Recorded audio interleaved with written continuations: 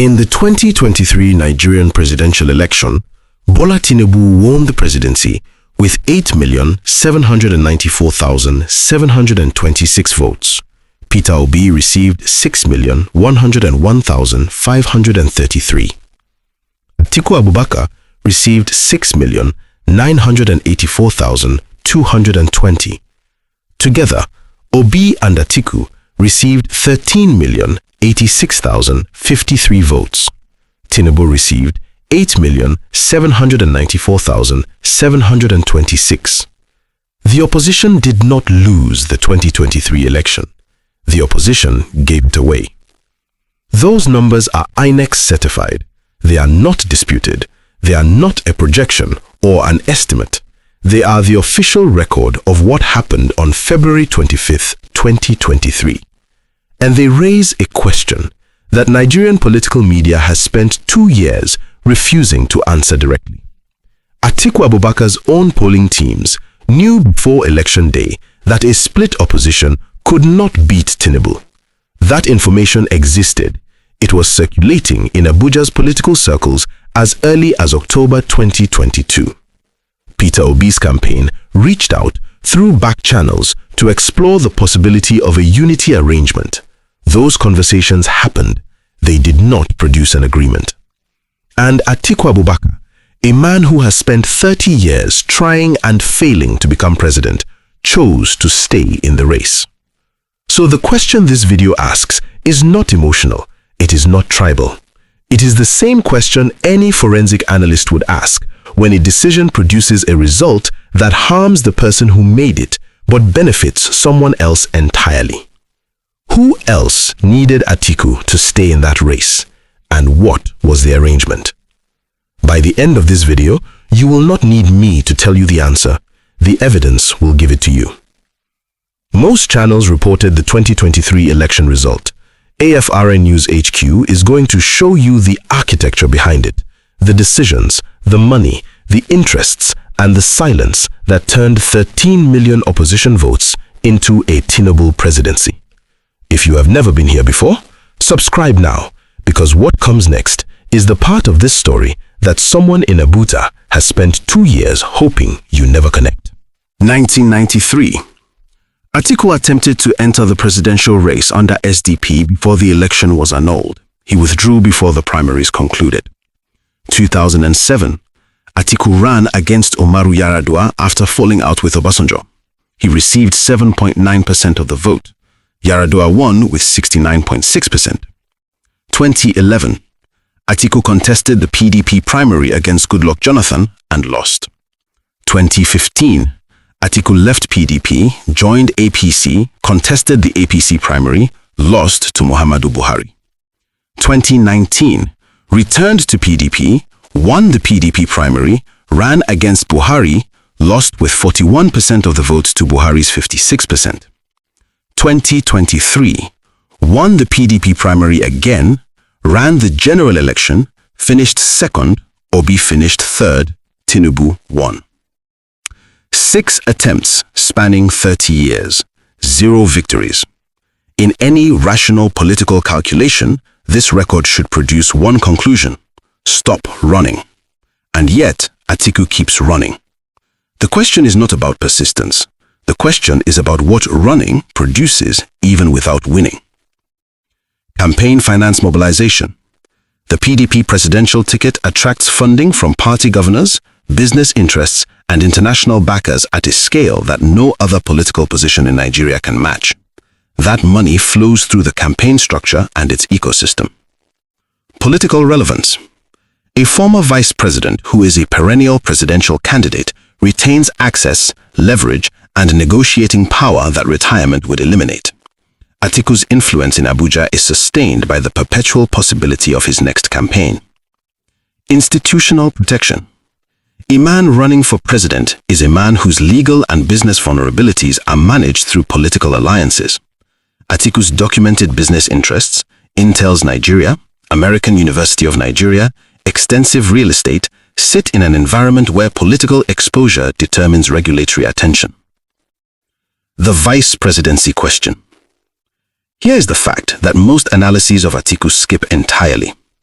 In 2023, Peter Obi's campaign reportedly explored the possibility of offering Atiku the vice presidential slot on a unity ticket, a dignified exit from a race he could not win, with a guaranteed position in the most competitive opposition candidacy in Nigerian history.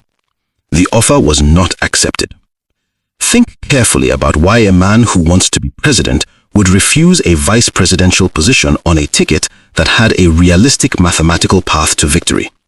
The answer tells you something about what the campaign was really about. Atiku has run 6 times. He has never won. And every time he loses, he does not disappear. He returns, more funded, more connected, and more strategically positioned than before. What does running, not winning, but running, give Atiku Abubakar that no other political activity can provide? Hold that question. We will answer it in the final section. And the answer involves a name most people in this conversation have not said out loud yet. In September 2022, a prominent Nigerian leader, a sitting head of state from the West African sub-region, initiated a private mediation between the Obi and Atiku campaigns. The meeting happened, the terms discussed were documented by at least 2 people present, and when it collapsed, the reason given publicly and the reason given privately were completely different. I will tell you both versions in section 5, and you will decide which one is true. The PDP governor dynamic, the most important fact in this story. By January 2023, 12 PDP governors had not only failed to campaign for Atiku, but had made documented contact with Tinubu's APC campaign. Some of this contact was admitted publicly. Some was captured in photographs and video at APC events. These governors controlled the party machinery that should have been turning out votes for Atiku in their states. Instead, that machinery was either idle or actively working against him. The logical question, if PDP's own governors were not supporting their presidential candidate, why was Atiku's campaign still funded well enough to run a national operation? Where was the money coming from if it was not coming from the governors? The documented funding sources. What is verifiable? Atiku Abubakar's campaign reported raising funds from PDP's national structure, diaspora donations, and individual business supporters. These are the declared sources. What is also documented, several of Atiku's most prominent declared supporters had significant business relationships with entities tied to or operating in parallel with Tinubu's Lagos political and business network. These relationships predated the election and continued after it. In Nigerian political finance, the concept of double funding, where a single business interest funds competing campaigns to ensure access regardless of outcome, is not a theory, it is a documented practice. It has been discussed openly in academic papers on Nigerian political economy and acknowledged by multiple political insiders on record. The Intel's connection. Atiku Abubakar's primary business interest, Intel's Nigeria, operates critical logistics infrastructure in Nigeria's oil and gas sector, ports, terminals, and supply chain operations. This infrastructure does not change hands when governments change, but the regulatory environment that governs it, the contract renewals that sustain it, and the political protection that insulates it, those are all determined by whoever sits in Asorok. A man whose most valuable asset operates within the regulatory gift of the federal government has a structural incentive to ensure that whoever wins can be negotiated with. Losing a presidential election to someone you helped position is a transaction, it is not a defeat. The Tinubu camp's known relationship to Atiku, documented publicly. Tinubu and Atiku are not political strangers. Both served simultaneously in national politics through the 1990s and 2000s. Both are documented members of what Nigerian analysts call the political establishment, the bipartisan network of power holders who negotiate across party lines when institutional interests are at stake. After the 2023 election, Atiku filed an election petition challenging Tinubu's victory. The petition raised serious issues: certificate forgery, non-compliance with constitutional requirements.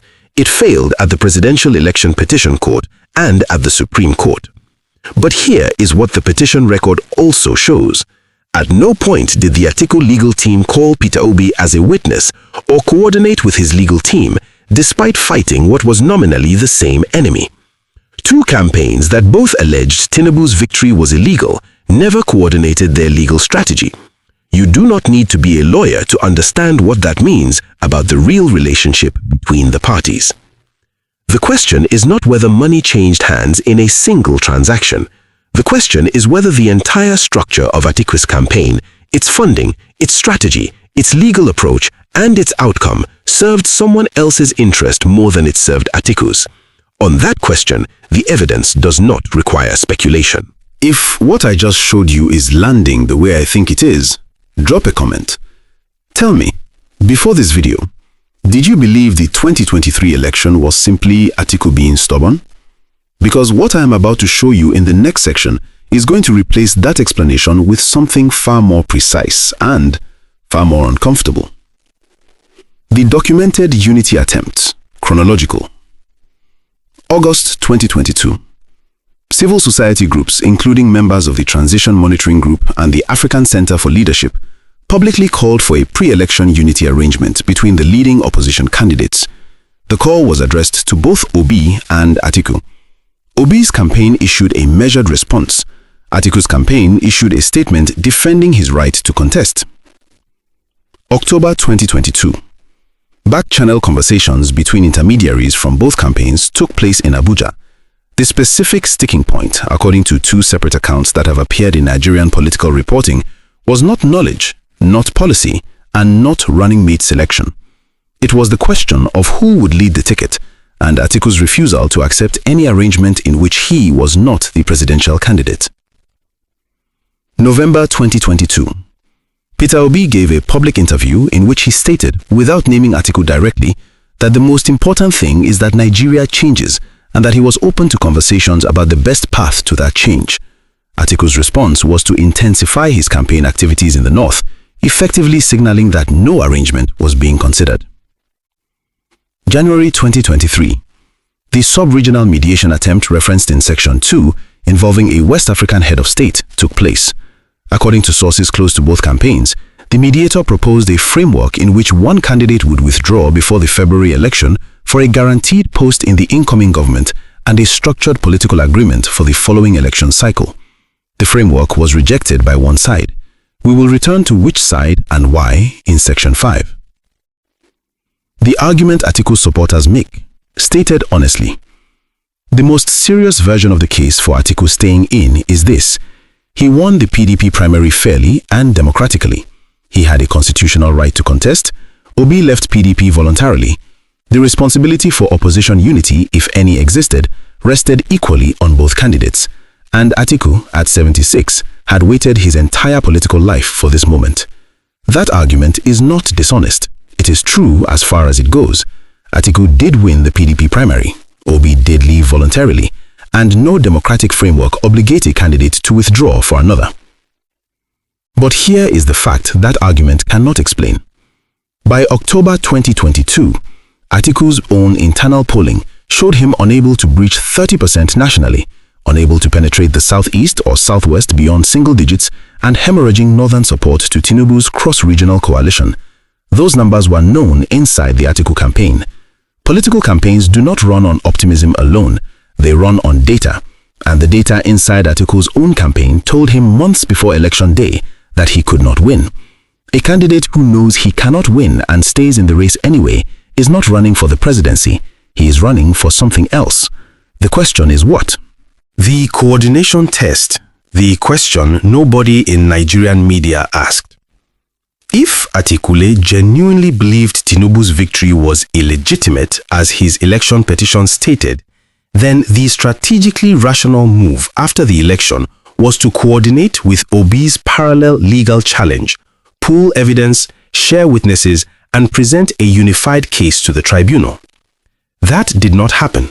The two legal teams operated in complete separation on a case they both claimed involved the same fraud, the same certificate irregularities, and the same INEC misconduct. Atiku and Obi's lawyers never appeared in the same legal strategy meeting, not once. In any forensic context, legal, financial, or political, when two parties who claim to share the same enemy refuse to coordinate against that enemy, the first question an investigator asks is, do they actually share the same enemy? Or does one of them have a relationship with that enemy that the coordination would expose? The mediation and why it collapsed. The West African head of state who attempted to mediate between Obi and Atiku in January 2023 was a figure with documented relationships with both the PDP establishment and with West African business interests that intersect with Nigerian oil sector governance. His mediation framework, as reported by sources familiar with the conversation, required Atiku to step down and endorse Obi. In exchange, Atiku would receive a guaranteed senior diplomatic appointment in the incoming Obi government and a written understanding that PDP would support an Atiku-led ticket in 2027 if the Obi government did not complete its term or chose not to contest. The framework collapsed because Atiku's camp rejected the 2027 guarantee as insufficient. According to one account of the private reason given, Atiku's camp felt they could not trust a written political understanding from a candidate who had already left PDP once. The public reason given was simpler. Atiku believed he could win. His own polling said he could not. He stayed anyway. You decide what the real reason was. What running gives Atiku that never could win? As a perennial presidential candidate, Atiku retains permanent access to ECOWAS diplomatic circles, international business forums, and bilateral meetings with foreign governments that are available to presidential candidates, but not to retired politicians. This access has direct commercial value for a man with Atiku's business footprint. The PDP primary process, which Atiku has won twice, generates funding flows that are partially, legally within campaign finance frameworks, available for campaign infrastructure, including infrastructure that exists between election cycles. Running keeps the machine funded. Most importantly, as long as Atiku is a presidential candidate, he is a necessary political conversation for anyone who wants to win or manage power in Nigeria's north. His staying in the race in 2023 made him the gatekeeper of northern opposition politics. Stepping down for Obi would have handed that gatekeeping role to a candidate whose support base was southern and generational, and whose presidency would have fundamentally altered the power architecture of the north. The people who needed Atiku in that race were not paying him to lose. They were paying him to preserve a status quo that a Peter Obi presidency would have ended. Who benefited? Tinubu benefited from a split opposition and won the presidency with the lowest vote share in Nigerian democratic history. PDP governors who had crossed to APC retained their access and influence under a Tinubu government rather than facing a hostile Peter Obi administration with a mandate for accountability. The oil and gas establishment, whose regulatory relationships with the federal government are the foundation of major Nigerian private fortunes, including Atiku's, avoided the disruption that a genuine outsider presidency would have created. And Atiku himself, he retained his relevance, his access, his legal protection, and his position as the PDP's permanent presidential custodian. He lost the election. He did not lose anything else. Peter Obi received 6.1 million votes on a platform of institutional reform, anti-corruption, and generational change. Those 6.1 million votes, real votes, cast by real Nigerians who stood in queues for hours, produced no government, no policy, and no institutional change. They were not wasted by the voters. They were neutralized by a political arrangement made in rooms those voters were never invited into. 2027, the unfinished question. Atiku has announced he will run again in 2027. Peter Obi has not formally declared but has not ruled it out. The split that cost Nigeria a different government in 2023 is assembling itself again. The only variable that has changed is that 6.1 million Nigerians now know what a split opposition produces. The question for 2027 is not whether Atiku and Obi will run against each other. The question is whether the Nigerian voter, specifically the voter who stood in that queue in 2023, will allow the same arrangement to be made again on their behalf without their consent, by people whose interests have nothing to do with theirs. Atiku did not betray Peter Obi. Atiku served his own interests and the interest of the people who funded him at the expense of the 13 million Nigerians who voted for change. That is not a conspiracy. That is Nigerian politics operating exactly as it was designed to operate. The question is whether 2027 changes the design. We started with 8,794,726, the number of votes that made Bola Tinubu president. We showed you that 13,086,053 people voted against him. We showed you that his victory required not just votes, but a specific political decision made by a specific man who knew what that decision would cost Nigeria. We are not here to tell you what to conclude. The evidence is on the table. The pattern is documented. The interests are named. The mediation that failed and the coordination that never happened, those are not allegations, those are facts. What you do with those facts, whether you share them, challenge them, or demand answers from the people they implicate, that is the part this video cannot do for you. You now know something that most Nigerians watching the news tonight have never been shown, that the 2023 presidential election was not simply lost by the opposition. It was structured to produce the result it produced by people with the means and the motive to structure it. AFRONEWSHQ, Nigeria deserves better analysis. I will see you in the next one.